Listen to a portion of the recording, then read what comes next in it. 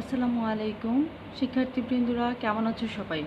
আশা করি সবাই ভালো আছো এবং প্রয়োজনীয় স্বাস্থ্যবিধি মেনে সবাই গৃহে অবস্থান করছো। নোভেল করোনা ভাইরাসের সংক্রমণের কারণে দীর্ঘদিন ধরে আমরা ক্লাস থেকে দূরে আছি। তবে বাংলাদেশ সরকার কর্তৃক আয়োজিত সংসদ টিভিতে আমাদের ক্লাসগুলো কিন্তু হচ্ছে। আশা করি তোমরা সেগুলো মনোযোগ সহকারে দেখছো এবং সেগুলো থেকে উপকৃত হচ্ছ। এরই ধারাবাহিকতায় আমরা পুলিশ লাইন উচ্চ বিদ্যালয় কুমিল্লার পক্ষ থেকে তোমাদের জন্য অনলাইনে ক্লাস নিয়ে এসেছি। আমি Tania Sultana, BSS honours, MSS অর্থনীতি, সহকারী শিক্ষক সামাজিক বিজ্ঞান, পুলিশ লাইন উচ্চ বিদ্যালয় কুমিল্লা।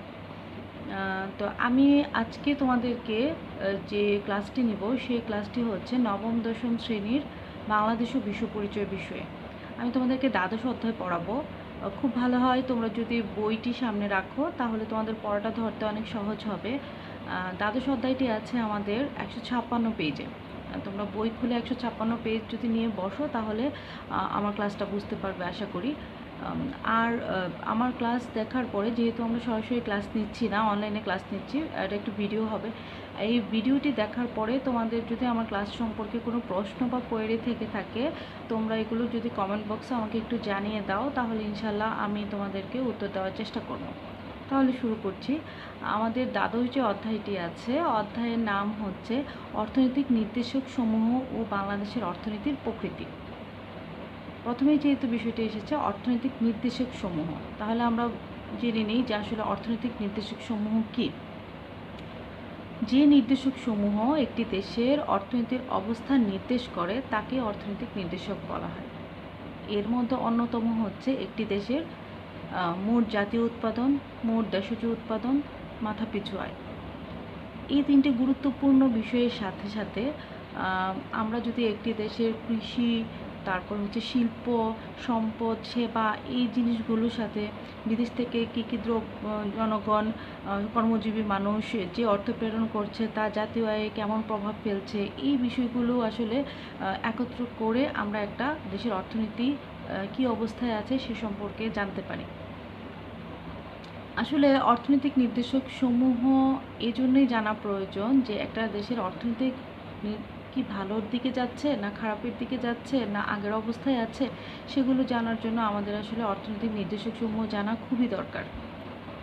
এক্ষেত্রে আমি আজকে তোমাদেরকে যে বিষয়টি নিয়ে আলোচনা করব সেটি হচ্ছে যে অর্থনৈতিক নির্দেশক সমূহের অন্যতম দুটি বিষয় মোট জাতীয় উৎপাদন এবং মোট দেশজ উৎপাদন।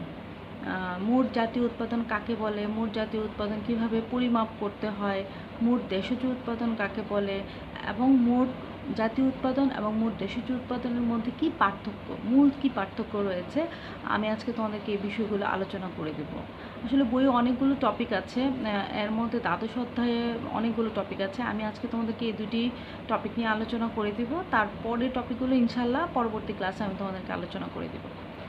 তাহলে আমরা প্রথমেই জেনে নিই যে অর্থনীতির অন্যতম নির্দেশক মোট জাতীয় উৎপাদন। মোট জাতীয় উৎপাদনের ইংরেজি হলো মোট হচ্ছে গ্রোস ন্যাশনাল প্রোডাক্ট। এই ক্ষেত্রে আমরা আসলে সংক্ষেপে একে জিএনপি বলি, গ্রোস ন্যাশনাল প্রোডাক্ট। তাহলে এই জিএনপি কাকে বলে, জিএনপিটা কি, এটা বুঝে নিই যে একটা নির্দিষ্ট সময়ে, সাধারণত এক বছরে, একটা দেশের প্রাকৃতিক সম্পদ বা ভূমির ওপরে সে দেশের মোট শ্রম ও মূলধন নিয়োগ করার পরে যে পরিমাণ চূড়ান্ত দ্রব্য সামগ্রী ও সেবা উৎপাদিত হয় তার আর্থিক মূল্যকে আমরা জিএনপি বলি। এক্ষেত্রে দুটি সম্পদ উৎপাদিত হয়, যেমন বস্তুগত এবং অবস্তুগত। অবস্তুগত বা সেবা যেগুলো, সেগুলোর মধ্যে অন্যতম হচ্ছে ধরো শিক্ষকের শিক্ষাদান, চিকিৎসকের চিকিৎসা সেবা প্রদান করা, এগুলো হচ্ছে অবস্তুগত বা সেবামূলক উৎপাদন। তাহলে আমরা মোটামুটি বুঝতে পারছি যে একটা নির্দিষ্ট সময়ের মধ্যে একটা দেশের যে পরিমাণ প্রাকৃতিক সম্পদ আছে সেগুলোকে উপর ভিত্তি করে সে দেশের মোট শ্রম এবং মূলধনকে কাজে লাগিয়ে আমরা যে পরিমাণ চূড়ান্ত দ্রব্য সেবা উৎপাদিত করব তাই হচ্ছে একটা দেশের জাতীয় উৎপাদন বা মোট জাতীয় উৎপাদন বা জিএনপি। এই জিএনপিটা আসলে তার পরিমাপ পদ্ধতিটা তিন প্রকারের মধ্যে একটি হচ্ছে উৎপাদন পদ্ধতি, একটি হচ্ছে আয় পদ্ধতি এবং একটি হচ্ছে ব্যয় পদ্ধতি। তাহলে একটি দেশের আসলে অর্থনৈতিক নির্দেশক সমূহের অন্যতম হচ্ছে জিএনপি। সেই জিএনপিটা কত বা কিভাবে আছে সেটা যদি আমরা বের করতে পারি, তাহলে একটা দেশের অর্থনীতি সম্পর্কে আমাদের কিন্তু অনেক ভালোভাবে জানতে পারবো। তাহলে এই যে জিএনপি বা গ্রোস ন্যাশনাল প্রোডাক্ট, এটা বের করার যে পদ্ধতিগুলো রয়েছে, সেই পদ্ধতিগুলো যদি তোমরা বইয়ের 157 পেজটা দেখো, তাহলে কিন্তু দেখতে পারবে যে এখানে প্রথম যে পরিমাপের পদ্ধতিটি রয়েছে সেটি হচ্ছে যে উৎপাদিত দ্রব্য সামগ্রী ও সেবা। আমাদের প্রতিটি দেশেই আসলে একটি দ্রব্য তো উৎপাদিত হয় না, অনেকগুলো দ্রব্য উৎপাদিত হয়। তাহলে অনেকগুলো দ্রব্য মানে চাহিদার ভিত্তিতে আসলে অনেকগুলো দ্রব্য উৎপাদিত হয়। তাহলে এগুলোকে আসলে একসাথে যোগ করে এগুলোর পরিমাপ নির্ণয় করা যায় না। সেক্ষেত্রে আমাদের যে পরিমাণে দ্রব্য বা সেবা উৎপাদিত হচ্ছে, সেগুলোর বাজার মূল্য নির্ধারণ করে আমরা যদি তার উৎপাদনের সাথে বাজার মূল্যকে গুণ দিয়ে বের করি বা তার আর্থিক মূল্যটা বের করতে পারি, তাহলে প্রত্যেকটির আর্থিক মূল্য যোগ করে আমরা যে মোট উৎপাদনের পরিমাণ পাবো, সেটি হচ্ছে আমাদের উৎপাদন পদ্ধতির ভিত্তিতে জাতীয় আয় নির্ধারিত হবে। এক্ষেত্রে জিএনপি নির্ণয়ের ক্ষেত্রে সহজ কথা, যে জিএনপি নির্ণয় করতে হলে আমাদের যে পরিমাণ চূড়ান্ত দ্রব্য সামগ্রী সেবা উৎপাদিত হবে, তার আর্থিক মূল্যকে আমরা আসলে উৎপাদন পদ্ধতিতে জিএনপি বলতে পারি, জিএনপি বা নির্ণয় করার পদ্ধতি বলতে পারি। এক্ষেত্রে একটা কথা আসছে, তোমরা একটু খেয়াল করবে যে এক্ষেত্রে চূড়ান্ত দ্রব্য শব্দটি এসেছে। চূড়ান্ত দ্রব্য বলতে আমরা কি বুঝি? চূড়ান্ত দ্রব্য হচ্ছে যে দ্রব্যটি আসলে আমি এখনই ব্যবহার করতে পারবো। উদাহরণস্বরূপ বলা যেতে পারে যে ধরো একটা শার্ট তুমি বাজারে গেলে শার্টটা তুমি কিনতে চাচ্ছ, তাহলে ওখানে দেখা যাচ্ছে যে এটাতে অসম্পূর্ণ, মানে হয়তো তার বাটন নাই বা তার একটা কিছু নাই, তো তুমি আসলে এই জিনিসটা কিনতে চাইবে না। যখন সে পরিপূর্ণভাবে আমাদের সামনে আসবে, তখনই কিন্তু আমরা একটা দ্রব্য কিনি। তো সেক্ষেত্রে আমরা জানি যে একটা শার্ট তৈরি করতে হলে কিন্তু একটা কাপড় লাগবে আগে, আর কাপড়টা তৈরি করতে হলে কি লাগবে? সুতা লাগবে। তো সুতা কোত্থেকে উৎপাদিত হচ্ছে? তুলা থেকে। তো এই ক্ষেত্রে আমাদের তুলাটা হচ্ছে প্রাথমিক দ্রব্য, সুতাটা হচ্ছে মাধ্যমিক দ্রব্য, এবং সেই শার্ট যখন আমি সেই সুতা থেকে একটা কাপড় তৈরি করে শার্ট তৈরি করবো, সেটা হচ্ছে আমাদের চূড়ান্ত দ্রব্য। এখন জাতীয় আয় নির্ণয়ের যে উৎপাদন পদ্ধতি, সেক্ষেত্রে আমরা কিন্তু প্রাথমিক দ্রব্য এবং মাধ্যমিক দ্রব্যকে হিসেবে আনবো না, আমরা সেক্ষেত্রে চূড়ান্ত দ্রব্যকে হিসেবে আনবো। উৎপাদন পদ্ধতিতে যখন আমরা জিএনপি বা মোট জাতীয় উৎপাদন নির্ণয় করি, সেক্ষেত্রে একটি বড় সমস্যা হচ্ছে যে আমরা কেবলমাত্র চূড়ান্ত দ্রব্যটাই আসলে হিসেবে আনবো। এক্ষেত্রে যদি কোনোভাবে মাধ্যমিক বা প্রাথমিক পণ্যটি হিসেবে চলে আসে, তাহলে কিন্তু এক্ষেত্রে আমাদের গণনায় একটি সমস্যা হয়ে যায়।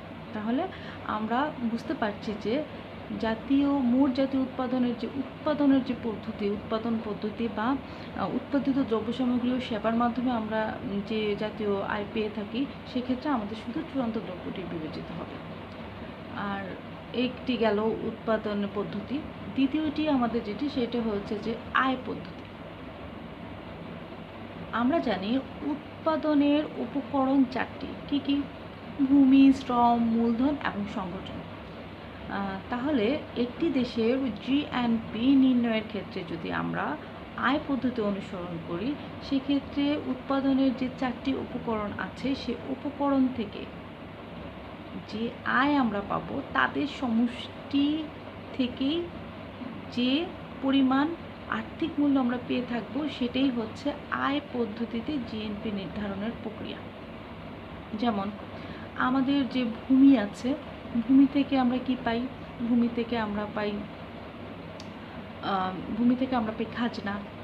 শ্রম থেকে আমরা পাই মজুরি। তারপর মূলধন থেকে আমরা কি পাই? সুদ। তারপর সংগঠন থেকে আমরা কি পাই? মুনাফা। তাহলে এই যে আমাদের ভূমি, শ্রম, মূলধন, সংগঠন, এই চারটার থেকে আমরা কি কি পাচ্ছি? এই চারটা থেকে আমরা পাচ্ছি, এখানে ধরো আমরা পাচ্ছি যে খাজনা, মজুরি, সুদ ও মুনাফা।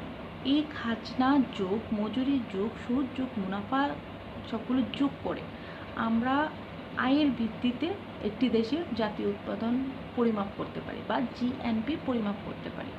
তাহলে প্রথমে আমরা পেলাম উৎপাদনের ভিত্তিতে জাতীয় আয় নির্ণয়, তারপর এটা হচ্ছে আয়ের ভিত্তিতে জাতীয় নির্ণয়। এখন আমি যেটা তোমাদেরকে বলবো সেটা হচ্ছে ব্যয়ের ভিত্তিতে জাতীয় আয় নির্ণয়। ব্যয়ের ভিত্তিতে আমরা কীভাবে জাতীয় আয় নির্ণয় করব?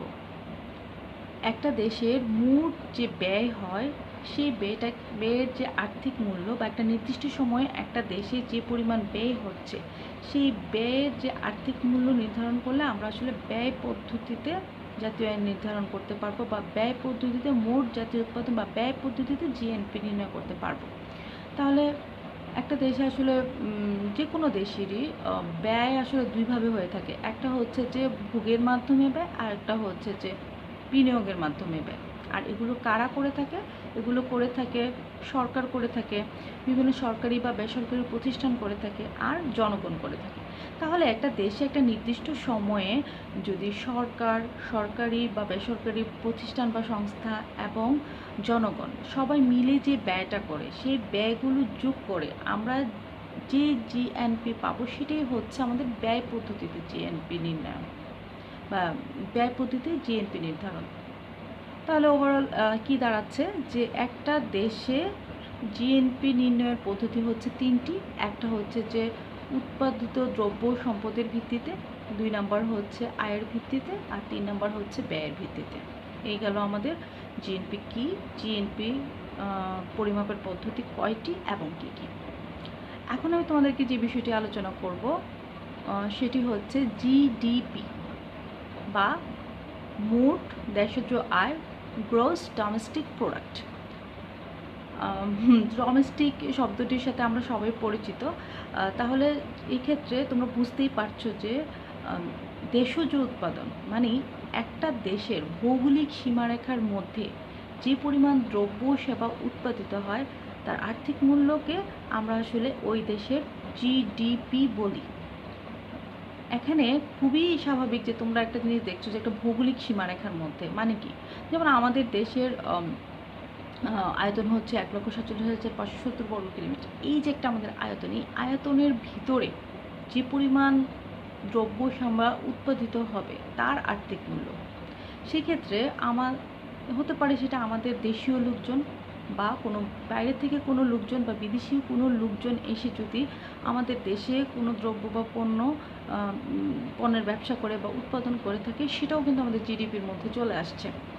মানে কি, একটা ভৌগোলিক সীমারেখার মধ্যে হোক সে দেশি নাগরিক হোক সে বিদেশি নাগরিক, তারা যখন একসাথে যে উৎপাদন করবে সেটাই হচ্ছে একটা দেশের জিডিপি। নিশ্চয় বুঝতে পেরেছ যে জিডিপি হচ্ছে মানে শুধু একটা দেশের ভিতরের মানুষরা যে উৎপাদন করবে। যেমন ধরো তোমার একজন ভাই আমেরিকায় থাকে, উনি ওইখানে যে উৎপাদনটা করছে সেটা কিন্তু আমার জিডিপিতে আসছে না, কারণ উনি আমার ভৌগোলিক সীমারেখার মধ্যে উৎপাদন করছে না বা ভৌগোলিক সীমারেখার মধ্যে আয় করছে না, তাহলে কিন্তু সেটা জিডিপিতে আসছে না। বুঝতে পেরেছো নিশ্চয়ই যে জিডিপিটা কি? একটা দেশের অভ্যন্তরেই শুধু যারা আছে, যে সব ধরনের ব্যক্তি বলো, তারপরে বিভিন্ন ধরনের সরকারি বেসরকারি সংস্থা বলো, প্রতিষ্ঠান বলো, তারা যে আয়টা করছে তার আর্থিক মূল্যকেই আসলে টোটাল আর্থিক মূল্যটাকে আমরা জিডিপি বলছি। তাহলে আমরা অর্থনৈতিক নির্দেশক সমূহের মধ্যে জিএনপি এবং জিডিপি দুটি পড়লাম।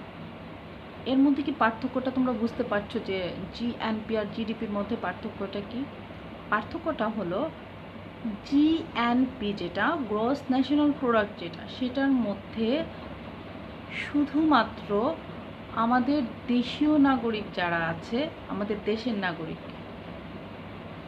মানে একটা দেশের তোমার ভাই দেশের বাইরে থাকে, উনি ওইখান থেকে যে টাকাটা ইনকাম করে এখানে পাঠাচ্ছে সেটা কিন্তু জিএনপিতে আসছে, কিন্তু জিডিপিতে কিন্তু সেটা আসছে না।